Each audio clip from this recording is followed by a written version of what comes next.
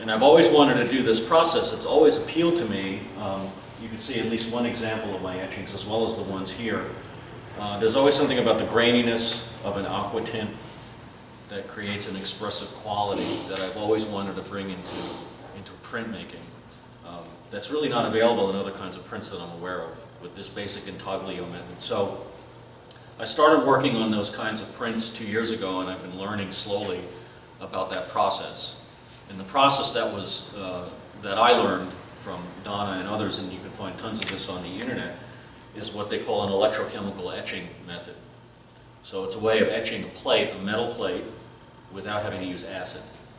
And that appealed to me because the idea of having acid around, besides like burning myself or generating hydrogen gas and blowing up my apartment, or having the DEA show up wondering what I'm doing with nitric acid in my apartment. You know, let me try something else. So the solution itself is very, very easy to make. It's just a mixture of copper sulfate. This is a very common chemical. I ordered this off of Amazon. 99% free, pure. It's also a root killer, so that's why it's very commonly available. You can get it at Southland right over there. What's that? You can get it at Southland right over there. Yeah, you can get it anywhere, you know. And all you have to do is mix that with salt, and you're ready to cook. Wow. So it's, yeah, you know, and this is not, you know, the healthiest thing in the world. I mean, you want to be careful with it. You don't want to pour it down the sink. So I'll talk about all those issues. So that's how the etching is done. You take the copper plate, and I've got a couple of examples, and I'll pass these around, that has been treated in a certain way, and you put it into the solution, and wherever the metal is exposed to the etchant, it eats into the metal. So it creates kind of a relief, and I'll show you some more on the slides, so that when you ink the plate, you run it through a press, the paper goes into the ridges where the ink is located, and pulls up the ink, and then you get an image. So wherever the ridge is, wherever the holes are dug, is what the image is going to look like. And of course it's a print, so like I'm going to make this little thing that says archway, if you can see it. And of course it's backwards. And this is like rule number 1, always invert your image before you start to work on it, because I can't tell you how many times I was like, this looks great, like, oh, I forgot to reverse it. So there's 2 basic techniques that I've been using with my plates. One of them is etching, and the other one is an aqua tint. Now, etching is the more common method, like when you see all these etchings by Rembrandt. What he's doing is he's using copper mostly, but he's etching into a copper plate. He's drawing lines into a copper plate in a certain way. And I'm doing exactly the same thing here. And then he's printing it. And aqua tint is a little bit more difficult, a little bit more complicated. And I always think of Goya when I think of somebody early on who was doing aqua tints. He did all these really beautiful prints with these gray tones in the background, and that's what I really love about aqua tinting, is that you can get a gradation from a light gray to black off of an aqua tint without having to go crazy cross-hatching. Because that's how you get darkness with an etch, is you cross-hatch, and I hate cross-hatching. This was agonizing for me. I just don't have that kind of patience to cross-hatch. But anyway, there's 2 methods. And so this method here that I've started with, this says archway. This is going to be a straight etching. So what I did with this plate is I coated it with floor wax. Good old-fashioned, I didn't bring my floor wax. Good old-fashioned floor wax. Just pour it onto the, well, first I drew on it. I drew the words archway. And then I poured the floor wax onto it to coat it thoroughly. And then the drawings underneath that wax, and I can see the drawing. This is exactly the way I do everything. You take a stylus type tool, it's got a metal tip on it, and you simply scratch into the floor wax. You don't have to scratch into the metal, you can, but the intention is to scrape away the floor wax so that when you immerse this into the bath, it is only the areas where you scratch that is exposed to the mortar. And that is where the etchant will eat into the zinc and create a channel, which then when you clean it off and put ink onto it, that's where the ink will accumulate. And that's how the print is made. So I'm going to pass this around, just take a quick look at it. This is one technique. Yeah, and you can see I've kind of etched it in. Now the other technique is the aqua tinting. So what I did, same idea, here's archway. But this process is a little different. I actually etched the archway first. I didn't have to do that, but I did. And then I cleaned the plate off. And then what I did is I sprayed this plate with spray paint. Any run-of-the-mill spray paint will work. But you do it in a light manner so that it creates maybe 50% coverage across the plate. And it's really important you try and spray it evenly. And so that when I take something like that and I put it into the mordant, it will etch wherever the paint is not. So you'll end up with all of these plateaus. And again, I'll show you a little bit more about that because it gets kind of interesting.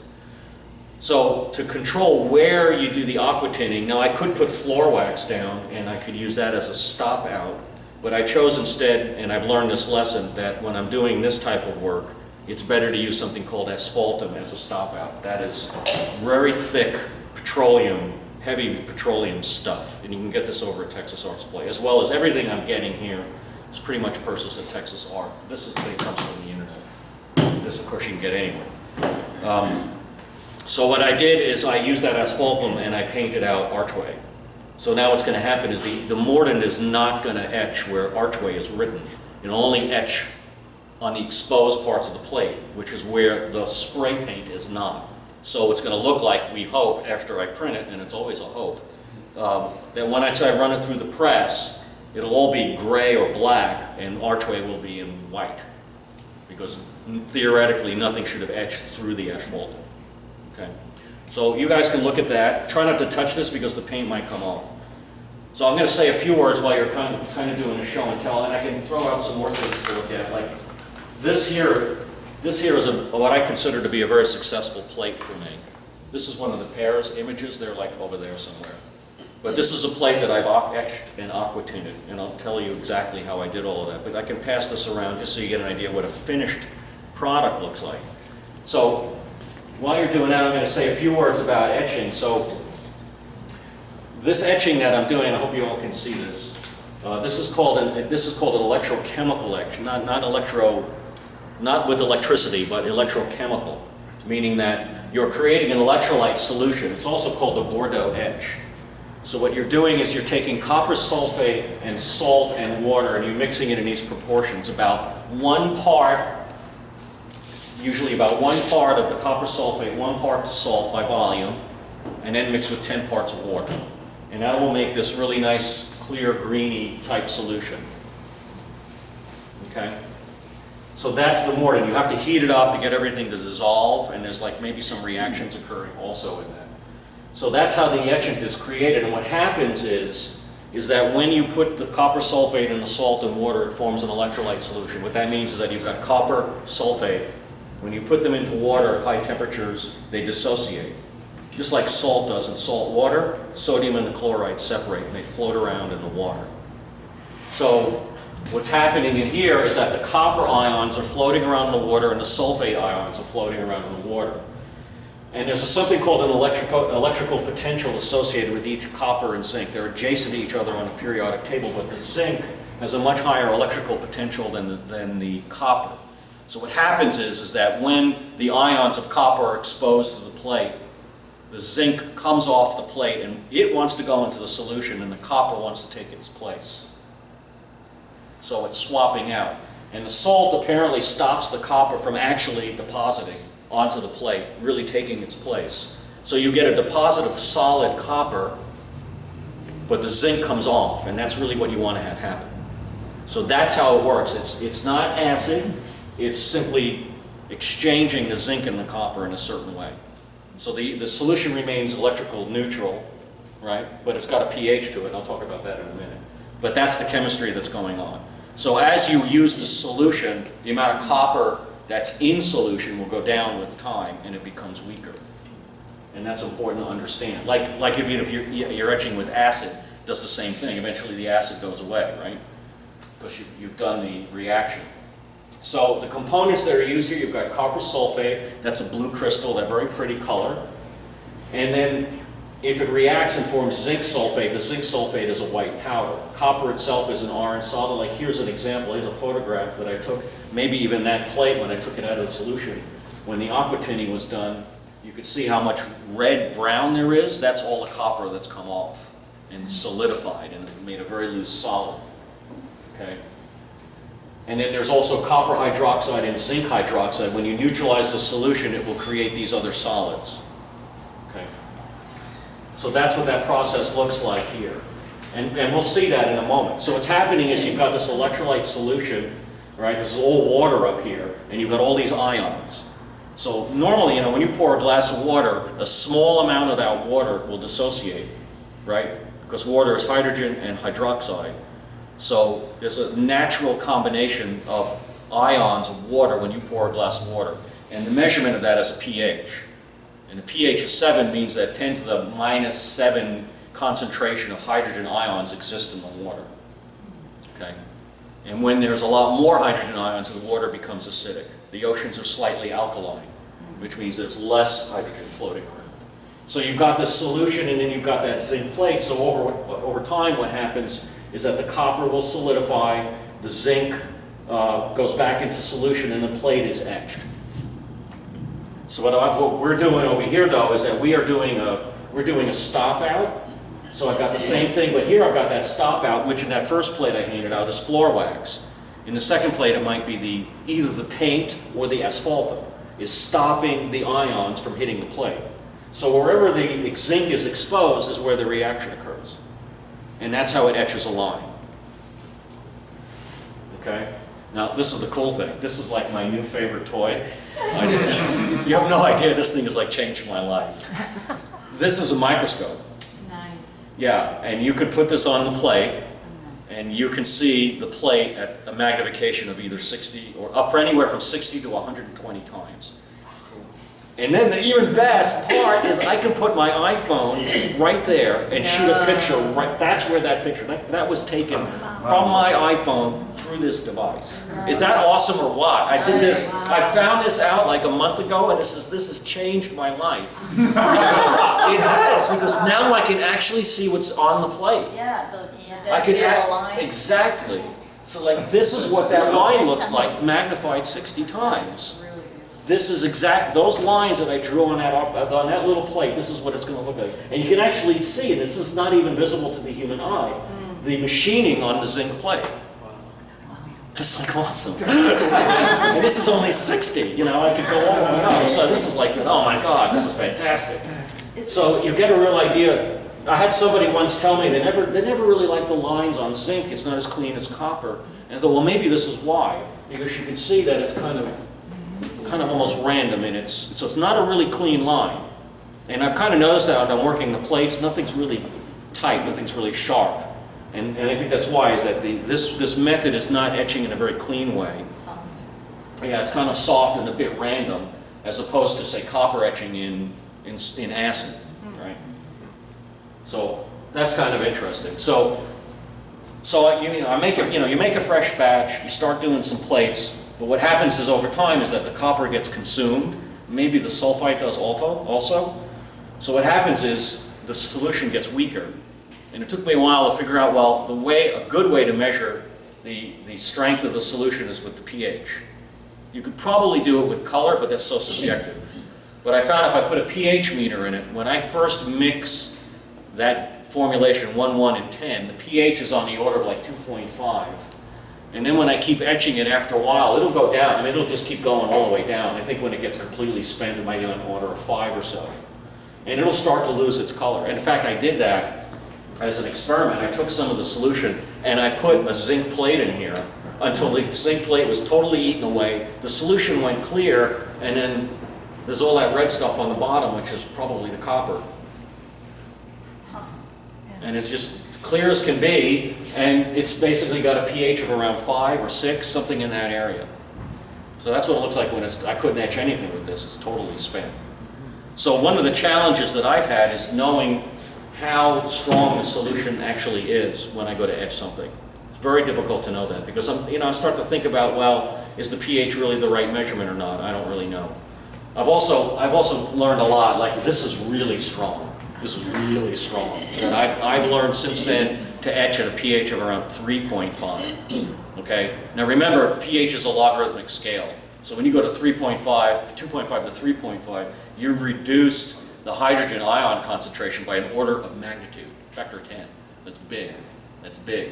Yeah. And that also compromises your time, working time. Exactly, and that becomes really important. I'll talk about that in a minute. Because timing is everything here. Timing is everything.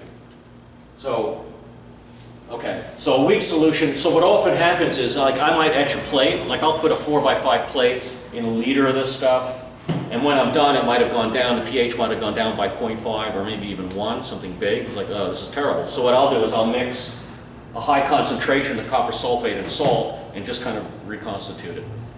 But I don't know how many times I can keep doing that. You know, sometimes things, it's been really hard for me to know how strong a solution really is until I actually put the plate in there and watch it get etched.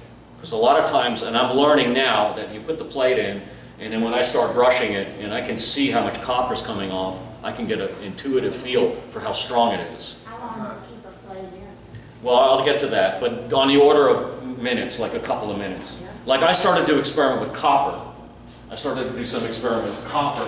If you don't use this with copper, you use something called ferric chloride. That's another thing you can get off the internet. You buy a bottle of ferric chloride and you put a plate in there, the principles are all the same. You know, you have stop out, you etch lines, you do aqua tinting, all that's the same. But the solution is really weak. You put a little plate like that in there and you want to etch it, you put it in for an hour. An hour. So like etching a plate is like an all-day process, at least. But these things on the order of minutes. And even then, I learned some lessons. So you can reconstitute it, but sometimes when you're done and you think, I don't want to use this stuff anymore, you can neutralize it, and you neutralize it with sodium carbonate, also known as soda ash. Again, you can order it off the internet. This stuff is used for dye making, for fixing dyes, apparently. So it's just very common chemical. It's like sodium bicarbonate, but not exactly the same. And it will neutralize all the metals to hydroxide forms, and then you can dispose of it any way you wish.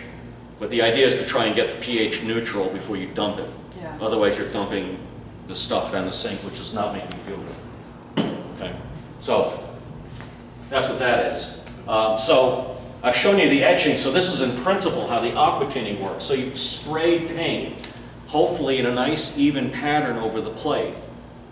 So there won't be any reactions wherever the stop out is, but eventually it will kind of start to spread out. And this is where the key comes in, because now, you know, when I'm etching this way, it's getting darker and darker and darker, and everybody's happy, right? Well, if I leave the plate in there too long, ooh, there's more, oh, I have to show you the really good pictures. These are really good. Again, this is like where I spray, and then this is what happens after a couple of minutes. This is really nicely etched. The last plate I did, the absolute last plate, I did this plate last week. This is the plate, and then this is the image that I made from that plate. Okay. This is probably, I think, the best plate I've done, in as much as I know I didn't over-etch it. And I know I didn't over-etch it because when I look through the scope, and that's why I really like the scope, is that I can still see that the surface of the zinc is still there. I can still see the machining marks of the zinc. So I've really created a set of plateaus where and then etched underneath it.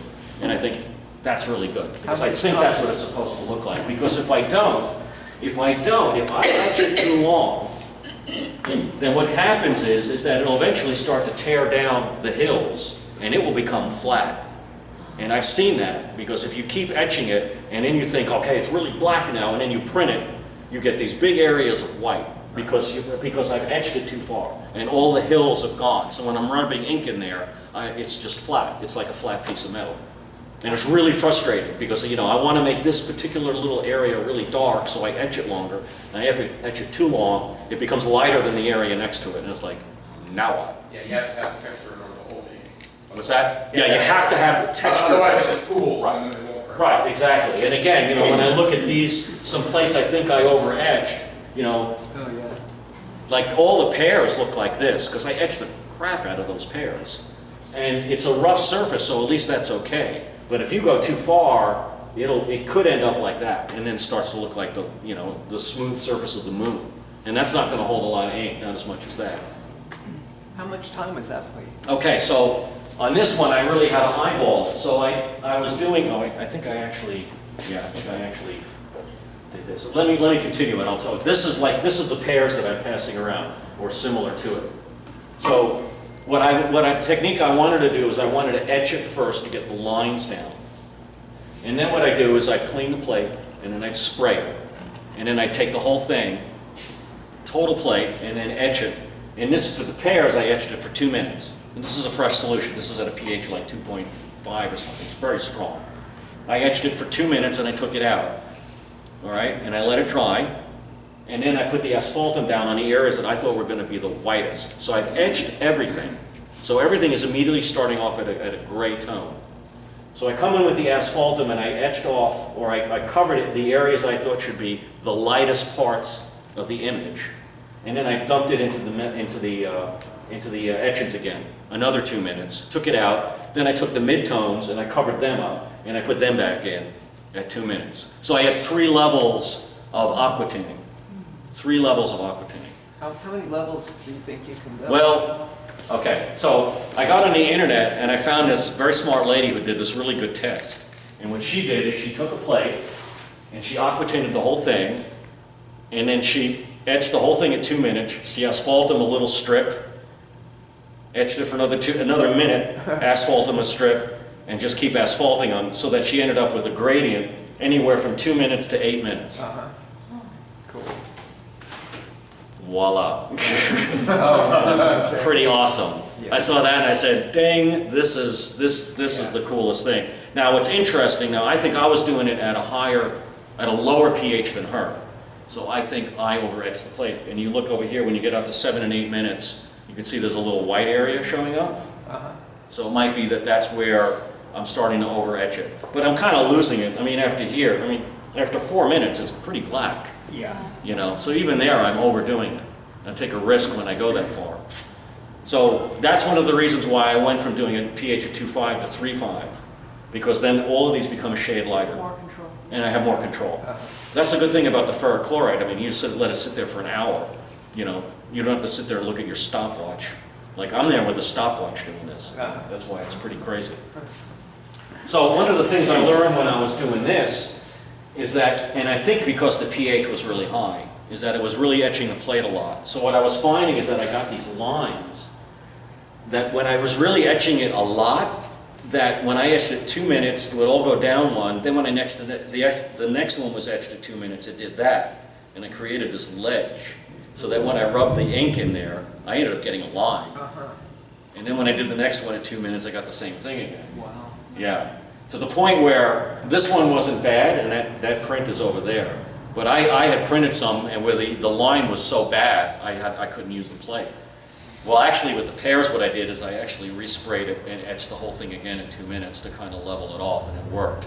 But that doesn't always work. I've tried doing that in the past, it ruined the plate. So it's very tricky. So this last plate that I showed you, I only did 2 levels, and this is at a pH of 3.5. But I only did 2 levels. I did the whole plate at 1.5 minutes, and then I asphalted the figure, the light areas of the figure, and then I asphalted, and then I etched it for another minute. Now, as you keep etching it, what happens is you keep tearing out those plateaus. So this is a much more rough area than this. You see how the plateaus evolve, and this is what's expected. So then once I've done that, if I take that plate and I ink it and I print it, it looks almost entirely black. So then what I have to do is I have to work the plate. This is like common mezzotint method, where what you do is you've got now this totally gray surface, and I've got a drawing in there somewhere. So what I do is I take a tool, I take this tool, a tool like this, which has got a sharp edge on it, it's a triangular thing, and you start to scrape. And you start to scrape off all those plateaus. And the more you scrape, the lighter it gets. And if you scrape it down to the point where it's totally flat, you have an area that won't take any ink, and that's how you make white spaces. So I've used this a lot. I use this almost exclusively. I might go in with a piece of sandpaper, even, and buff it if I want something that's really white that won't take up any ink at all. But most of the time I'm working with this. But you got to be careful. You know why? Because if you go too far, you can't go back. You can't make it dark again. It's very hard. You could try. I mean, you could try and re-aqua tint the whole thing and put it into the bath. I've done that where I've had like a small area, but it doesn't always work. For whatever reason, it doesn't always work. So that's the talk part. I don't want to just give a PowerPoint lecture, but I will show you that when there we go. This is how crazy I am. So I went into Excel and I created a simulation of what the plate looks like. So I have a macro here. I've got this is what I do. I got an engineering background, right? So, you know, every one of these a terrain, I love it. It's a terrain, right, so, let me see. if it's Visual gonna work. Basic? Yeah, of course it is. No, don't tell me it's not gonna work. Why does it work? It's in BB, of course. Of course it doesn't work. Why isn't it working? There we go. I don't know why the button appeared again twice. It's Excel. I hate Excel. So because it's the only game in town. You know, you keep etching it, and this is what happens. And then if you keep etching it, you know, it disappears. Yeah. Say now, if I really over etch it like this, then okay, I could apply the spray paint and just start again. But if it's only halfway, you know, I'm putting stop out randomly on top of a rough surface, I don't know what's going to happen. I could make it better, I could make it worse. I don't know. Do you have a way to measure the depth? No, I don't. I can only do it visually. At least with this thing, I can measure it. I mean, I can see it visually. Yeah. But the only way to really know is when you print it. I'm still trying to figure out, you know, if I put the plate in for a minute, can I somehow examine it? You know, I mean, certainly through that. Can I somehow examine it and know how far am I getting? Because you can't, the problem with aquatint is that you can't clean it off and print it and say, oh, I need to etch it some more, because I'm back to that problem of, no, I can't, because I'll just even it out again if I'm not careful. So it's like I have to do it without printing it, and that becomes rather challenging. Right. Yeah. So that's the hard part for me. So I think what I'll do now is I'll actually etch something for you. So I'm going to pour out this etching. I've used this etching before, so keep your fingers crossed. It should be, and I'll take a pH measurement so we know what we're doing. So usually, where are those plates? Did I bring them back up, please? Okay. They're in front of your Oh, salt. there they are, in front of the salt. Now this is interesting. You know, you see, I poured that out very carefully, and if you look at the bottom of this thing, you look how milky it is. You see how milky it is? That's probably the zinc sulfate. There we go. Yeah. That's probably the zinc sulfate. So usually what I do is I will put that into my wash bath later and neutralize it and dump it. And you neutralize it with? The soda ash. Soda ash. Soda ash. So now I've got this in here. So this, I think, is probably the best approximate measure of the strength of the solution. This is a pH meter. And I paid like 20 bucks for this thing, and it was worth every penny. So I put that in there, and then I wait and I see what the pH is. And I'm hoping it's on the order of between 3.5, 3.7, something like that. I want to try and keep it in the same range. I have to try and control every parameter in the system. Like maybe, because you get hit with everything. Because like what happens if I used hot water? Now if the water's warm, the reaction rate is faster. Now it's going to etch faster than I expected, or if it's too cold. I mean, there's all these parameters that have to be remembered. And that's why one of the things I do is I take notes. I just learn. It's like, that's the thing I learned when I read that lady who did that test. It was like reading chemistry lab notes, like from way back when I was in college. And I thought, well, you have to do that. So like I'm taking copious notes and pictures and everything so that I can remember exactly what I did at every single step, because everything makes a difference. Like I found out a long time ago, like you read some of the guidelines, when they say you're doing aquatinting, they say don't brush the plate because you'll take the resin off. And I thought, well, I see all the stuff building up, maybe that's not a good thing. So I did a test, and you know, I move the plate, I don't move the plate, I'm doing this in the bath for 2 minutes, and it makes an enormous difference. Yes. It makes an enormous difference. And I found out that with the paint anyway, I could brush it with this little brush, and it doesn't take the resin off. The resin will come off, the paint will come off as you etch it, because it's just going to eat out from underneath it. That's just inevitable. And maybe the brushing doesn't help, but the consequences of not brushing are worse. Right? So I found that I just have to brush, and that keeps everything even. Otherwise it creates randomness in the plate, and that's not good. And I don't want that to happen. So my battery's not doing well, so it's not, this is the other problem, you see. It's like running a lab, nothing works right. And now it's flashing on me, and I don't know why. So I'm just going to have to fly blind. I don't know why it's doing that. The last time I did that, I had to replace the batteries, but I just replaced the batteries like 2 weeks ago, and it shouldn't be doing that. It's flashing 6.52, which I know is wrong. So let's all just keep our fingers Roll crossed. co-pilot, go for it. We'll go for it, right? All right. Okay, well, here we go. Here we go. So I'm just going to throw it in there. I think I'll throw it in there for 2 or 3 minutes. I'll put them both in at once. We'll see what happens. So I've got one with floor wax that I've etched through with an incising tool, and then I've got the other one that's got asphaltum and spray paint on it. That will give me an aqua tint. That's annoying. I've been so annoyed with these pH meters, you have no idea. You buy them for $10 and you get your money's worth. Is there a reason you use the meter instead of a strip?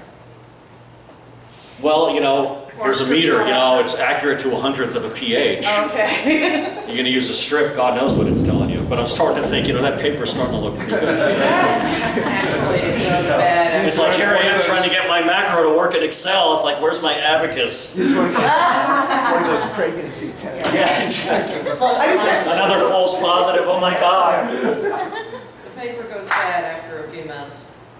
Yeah, I wouldn't be surprised. So I'm gonna toss these guys in here. And it's good because what's happening is if you want to come up and take a look, I immediately see, like the aqua tinted one is immediately turning really dark. Immediately turning really dark. See that? Really dark. They're both turning really dark. So I'm going to go ahead and brush it. And look and see all the copper that's coming off. Oh, yeah. You see that? And what does the brushing do? The brushing will keep the, will help speed up the reaction and keep things going evenly. Otherwise the copper stays there and it acts as a resist to the reaction. And if it doesn't lay, and it won't lay down perfectly evenly, so it'll make rather random patterns. So it'll be kind of a mess. So I'm in there now for about 1.5 minutes. There you go.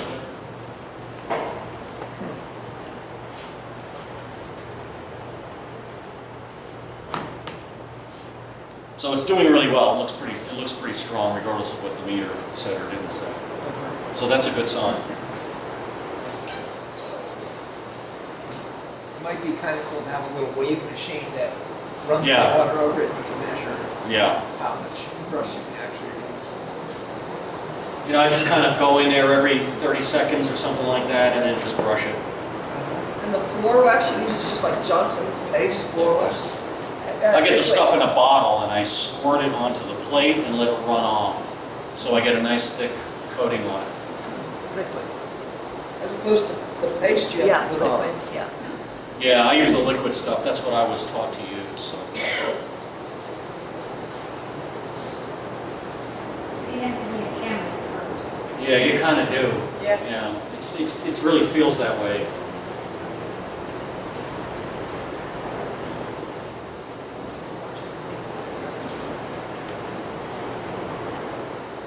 Well, it's about 2.5 minutes. I think I'll take them out. And you can see, you know, it's got a lot of material on it. And you can see that they're rather black. And that's good. That means it's done a fair amount of reaction. So I'm going to wash that off, and I'll wash that one off.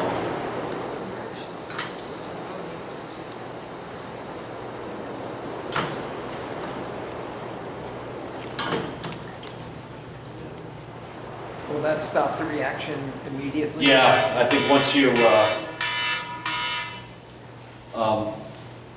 take it out of the solution and rinse it off, then you've knocked back the reaction. It has to be exposed to the copper ions to do that, right? Okay, so what I need to do now is I need to clean off the floor wax. And you can see how messy this process gets. So I'm going to go over to the sink and I'm going to clean the floor wax off of this guy with some ammonia. And yeah, so hold your nose for 5 minutes. And I'm going to use some mineral spirits to take the asphaltum off of the other plate.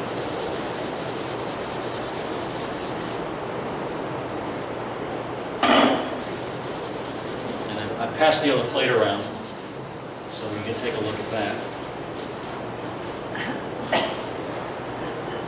Yes. And look at that, you can see already, it's pretty awesome. Yeah. Yeah, Yeah. yeah. So I think that's really cool. That's what I love about that process. It's just fantastic. And to make sure I get all of the paint off. I hate these big caps.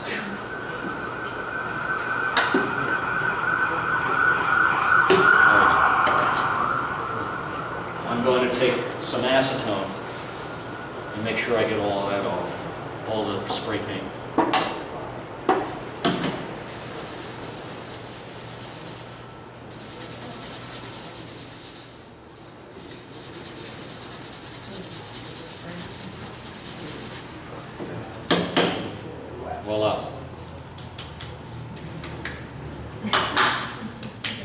Where's my toy?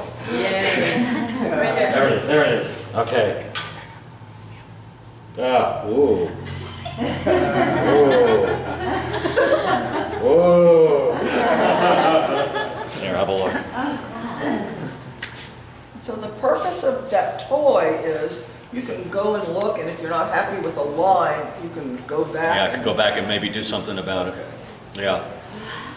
Yeah, hold it flush against the, yeah, that's right.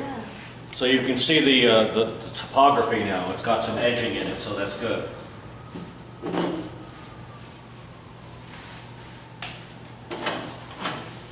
So the plates are they're done as far as I'm concerned at this point. The only thing I haven't done with those plates that should be done before you actually start printing is to bevel the edges, because right now they're just a square edge. And when I put them into the press and I press them, if you've got the edge of that zinc plate, it will tear the paper. But if you bevel them, if you put a little bit of an angle around the edge of the plate, it'll create a smooth surface that the How do you press. bevel? I just get a piece of sandpaper. I have one of those hand sanders that works really well, or just a file. Yeah, because that's actually a pretty soft metal, and you can sand it down. In fact, if you mess up a plate and you really hate it, you can just get one of those sanders and sand the plate down, and then just etch it again, start all over The again. advantage to this type of etching over woodblock prints is Well, this you can, well, the degree of the degree of detail is much greater. Wood blocks to me are kind of fun, but I don't like the way wood blocks print for the most part. Kind of different process. It's a very different process. It's a very rough process. You can't get the fine detail. There's some wood, Yeah. wood cuts. Well, that's Yeah, I mean, yeah, these are actually, Mary Lee did a fantastic job with some of these. There's actually a lot of work in there, but But it's a different quality. it's a different sense. You can't get a nice gray tone because you can't cut to the level that I mean, we're looking at these etchings at 60 times, and we're seeing, I mean, you can't cut like that into a piece of wood. So you can't get that level of They're gradation. technical on wood Yeah. engraving. Yeah, you could actually say something to that. You actually can get that fine line with an engraving. Right. Oh, right, Paint in yeah, that's true. with different tools. Yeah. It also requires special wood, very hard wood and Yeah. grain. Well, what about a lino print? That's a different thing. I mean, That's another one that's kind of rough. But you're right about that, because I remember finer. I saw a print show in Dallas like a couple of years ago, and there was a wood print that was that big by an artist at the time of the Civil War, and I can't remember his name. But it looked like it was unbelievable, and it was a woodblock print, and it had an incredible amount of That's detail. probably a wood engraving. It must have been an engraving. That's what they use for newspapers, Right. for photography, Yeah. they use wood engraving. Yeah, because I was looking at that and going, he didn't do that with the tools I have at home, I'll tell you that, because there was no way, So, okay, so at this point, I've got that ready. What I've done is I've made up a little bit of ink here. I'm using this stuff. This is from Graphic Chemical. This is a stiff black ink, and then there's some compound that gets mixed with that to kind of loosen it up a little bit. Usually, it's like you have to hold it adjacent to the, hold it right onto the plate like that. Yeah, yeah. So you mix some of this wiping compound into the ink to make it a little bit looser, and then rub it into the plate. So I've generally, like for all the black and whites, I've used these inks. This ink and the wiping compound. It's very thick stuff and it has to really be worked into the plate. I've experimented with color, like these are the same plates I've used for all the black and whites, but I've experimented with color. And this aqua stuff is really good. It comes in these really nice bright colors. Again, you get this aqua. You get this over at Texas Art Supply. It's much thinner than this. This stuff is really thick. This stuff, the yellow in particular, is really thin. This stuff pours. And so I would put that onto the plate, and I usually just use a tool like this to put the ink onto the plate. And that's how I did those. So I used that, they're kind of making mono prints with the color. So what I'm going to do today, though, is I'm going to use this black ink, this thick stuff. And I'll ink the plate, and then I'll make a couple of. So can I get one of the plates? What do we got? All right, that's the etched one. Great. Okay, so let's do that. Let's see which one it is. Yeah, that's the etched plate. Okay. So I use these things to put the ink down. You pick those up, yeah, just a plastic so it's soft, of course. Then you get these at Home Depot for like $1, and it works really well. And I'll just work the ink into the plate in different directions. And I don't have to cover the whole plate.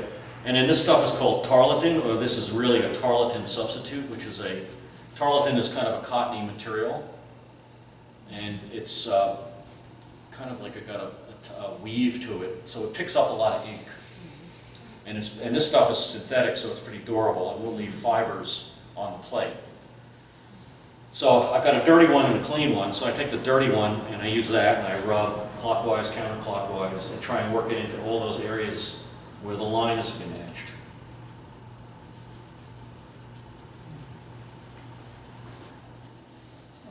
And then now it's looking very nice. Now I can take the cleaner one. Is that the Akua wiping cloth or? Yeah, I think it is an Akua. That's not what's really well. Yeah, it is really good. It's not very expensive. I've been using the same big ream of it for a long time. Yeah. It works way better than the standard help. Yeah. So I'm going to wipe that off. And then if I want to clean it even more, there's all kinds of things you could wipe it with. Newsprint will clean it the most, I think. Or paper towel, because a paper towel will work its way into the etch. And I may not have taken all the wax off here, but I think you'll get the idea. There we go. Okay, so there it is. It's a little smudged on one side, but you get the idea of it. So, paper towels and rubber gloves. It's like you go through 1,000 of them every time you work. Now you could just put the paper in a bath, but I just do this. And just spray it. Just to get it nice and wet. And the paper is This is printmaking paper. PFK, Yeah, I mean, any just kind. good old, I just make sure I get the stuff that says printmaking on it. And Texas Art Supply, or wherever. So I let the paper get nice and wet, and then what I'll do is I'll blot it out a little bit, and then we'll run the whole thing through the press. So I've got my press. I got some newsprint down on the bottom. I got this heavy acetate, very heavy acetate, that I've marked, so I have an idea where the center of the plate is going to be. I ended up, I used to buy this 005 or 003 acetate, and I would find that sometimes when I ran it through the plate, it ran it through the press, it would crinkle. And when the plastic crinkles and the paper crinkles, and then the print looks like crap. So I started to use this stuff. This stuff is really thick. It's actually meant for printmaking, but it's really thick, and I'm thinking this is what I really want to use. So here's my press. I'm going to put this. I wish I would get cleaner. There you go. I had a printmaker come and tell me, you just use the back of your hand. So they say. I think that works. So that's, he was a professional, so he told me what to do. So anyway, let's see how that looks. It looks like it's going to be a little messy, but I think you'll get the idea.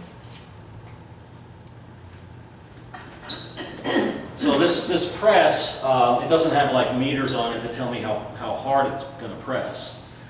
So I'm just going to kind of eyeball it. I can feel it when it goes over the plate, and that's usually good enough. So I'm going to go ahead and wet that. So it's still plenty damp. I put that on top. Now it's a small press, so I push it in all the way here. I make sure it's centered, and then I put the blankets on top.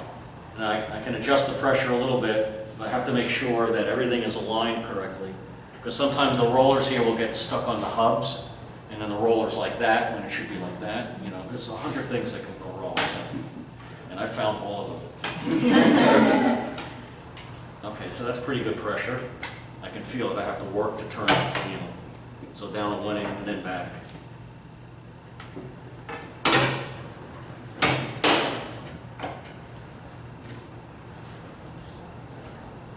All right, not bad, look at that. Not bad. So it's a little messy, because I was in a hurry and maybe didn't take all the wax off. We got the other plate? Oh, okay. Everybody's having fun with the microscope. It's a good toy, right?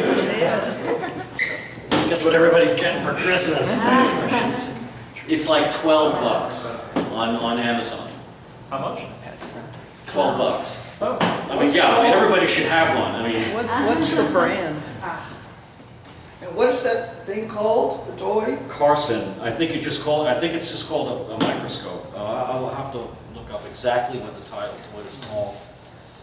Or what's it called, a jeweler's loop. It's kind of like the same family.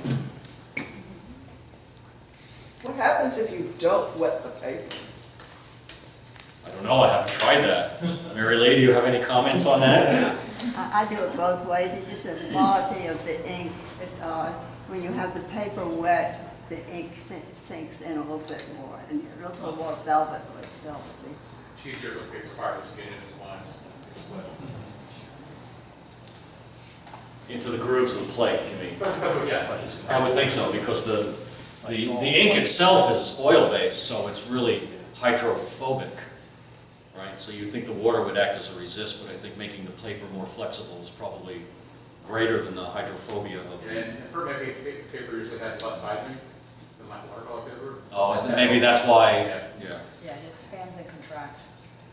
The Okay. wet paper. There you go, some people have been to school here. Well, one of the reasons to wet the paper when you're doing etching is the ink is being pulled out of your lines, and when the paper is wet, it does a good job. Okay.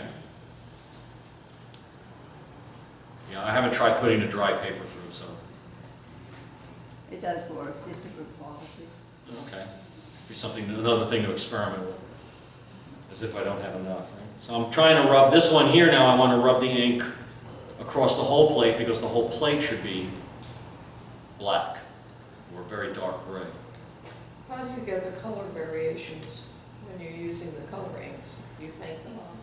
Yeah, I just applied the different color inks with this flat tool. And it took a lot of work, because I was trying, yeah, I know. It was problematic. But it was kind of good, because what it did is it made the inks blend in certain ways, and created a very rough look about it. I kind of like that. And I just used this tool. I didn't wipe the color. When I did the color, I didn't use the tarlatan, because these plates were designed for black and white images. So there's no texture, like in this area, there's no texture of the plate over there, because it wasn't meant to hold ink. But I want the yellow ink to stay, so I don't want to wipe it, because if I wipe it, it'll end up being white. I don't want it to be white, I want it to be yellow. So I would scrape the ink off just with this, which would leave a lot of ink on the plate. And then when I printed it, it came out like that. So it's just another thing that I had to kind of play with. You know, if I were intending the plate to be color from the beginning, I would not have scraped it down that much, right? I would need to leave texture everywhere, except where I didn't want it to have that color. But it's also unusual to do a color plate just from a single plate. A lot of people will do multiple plates with different colors on them. But I wasn't looking for that effect. I was looking for something really loose. And so that really worked for me. Did you get blending when you wipe the ink off? Yeah. And it was really important that I wipe it in a certain way. Uh-huh. So like I would wipe, when I was putting the blue down, I'd wipe the blue along the contours so that I wouldn't wipe the blue into the yellow. Or I wouldn't wipe the yellow too much into the blue. I mean, a little bit, Yeah. but not a lot. Uh-huh. You know. So I ended up with these really nice looking effects, I think. Yeah. All right. You laid all the colors onto the plate at one time? Yeah. Okay. Yeah, so I didn't do multiple registers, Yeah. because it's really hard to do with, it's Yeah, just yeah, hard to yeah. do, period. It's just hard to do. Plates were reductive or something. Yeah. So that method is supposedly called à la poupée, because you're supposed to use a bundle of cloth or something to put the ink down, but I didn't. Yeah. But I That's didn't. a felt thing. Yeah, I didn't do that. There's also another thing to prevent you from just doing watercolor over the top of the front either. Yeah. Voila, that's looking pretty good. But I just got some friends from Italian artists, so that's what he did. Did the prints. And then he had watercolor. So I can polish that up, and you can really see that You know, where, I mean, you've got pure zinc on there now, it's not holding any ink. And it can really, yeah, can you do it, can you see it? You can really see archway could shine. So that always tells me, you know, that I'm on the right track. A lot of times, you know, I can ink the plate and look at it, and I can get a pretty good idea of how the print's gonna look. Because the dark areas will be darker, and the shiny areas are gonna be white, so, you know, that really works out. When you do your color plates, do you think you can get more than one print out of one plate without cleaning it off? I haven't tried that. I probably could. You know, it would look different. It would Yeah, look weaker, a little of lighter. course. Well, that's how I did the George Washington thing, right? Oh, okay. Because I just kept printing the same plate over and over and over, and it just kept fading. All right, so there we go. Another pair of gloves bites the dust. And there it is.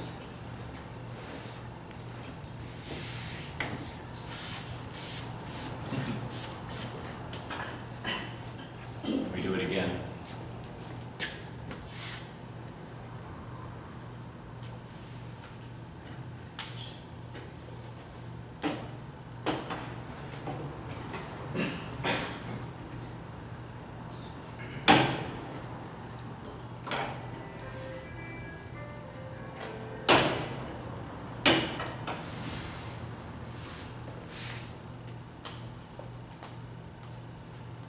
Not bad. Not bad. Yeah, see, I got a lot of, see, I don't know whether I over-etched the plate or not in that area, or maybe I didn't put the ink down very well. But if I was making like a figure out of this, I'd be unhappy, because I really wanted, if I wanted the background to be pure black. That's been my biggest challenge when I've done all of my etchings, is that I want a black background, solid black background, and trying to get that exactly right has been really hard, because it's all a matter of like controlling the etching while you're doing aquatinting, really. It's very difficult to do that, but you get the idea how this stuff works. So that's the process, you know, and here's some of my plates. You know, I did a lot of experiments. I've got pages of things like this where I ran test plates at different pHs, or I sprayed it differently, and then see what, you know, how things worked out. Thank you. All kinds of testings that I've done, like, you know, mad scientist, in order to get things to try and figure out what the process is like. And I'm still trying to figure it out. There's a lot of variables that are hard to understand, hard to pin down, and to see what their effects are. But these are some samples, and of course I've got other ones around. So I think that's most of what I wanted to say. Do you have any questions for me? So I have, Go I ahead. have an envelope paper where the artist also did embossing. Theoretically, she said, all in one pass. So how would you do embossing on an image like that? I don't know. I haven't done embossing. Oh, Anybody want to comment on that? Do you know anything about that, Mary Lee? Well, I've done it, so I don't have any real comment about it. I haven't done enough to really comment on it. You mean like how like the wood paper feels raised on the outside and then just there. Right, so, What is that called? A color graph? Something like that, yeah. But I mean, as far as I know, the way to get that effect is to have really deep grooves. Right. Yeah. I would think so. And basically no weight first. But you still have to run through a process, get enough pressure to force the paper into the slate. Yeah. Right. But it would require a deeper edge. it requires. I've never tried a deeper edge. Yeah, okay. Yeah. Does this process degrade the plates, making prints, does that degrade the plates? In theory, you know, the more you manhandle the plates, you'll wear down the zinc. But I haven't really seen that yet. I haven't seen it. But You'd have to make a lot of prints. you'd have to make a lot. You'd have to. Well, I think that, you know, every time I run that spatula over the zinc, I know I got to be wearing it down a little bit. Even though the plastic is softer than the zinc, I figure it's gonna wear it down slightly. But I've made as many as 10 or 20 prints off of a plate, and I haven't noticed it. But I imagine if you went way out there. A 200 though, Yeah. You're better off getting number 2 than number 200. Probably, yeah. I mean, I imagine the first one is closer to the artist's vision than the later ones, yeah. Maybe. That's I right. mean, it was designed for commercial printing, right? It's Right. an entire process, so Yeah. they should be able to have quite dry point's a little bit. Dry point is very limited, because you're not really etching into the plate, No. yeah, not significantly, yeah. Anything else? Thank you. Well, thanks for coming. I think everybody should buy a print to support the artist.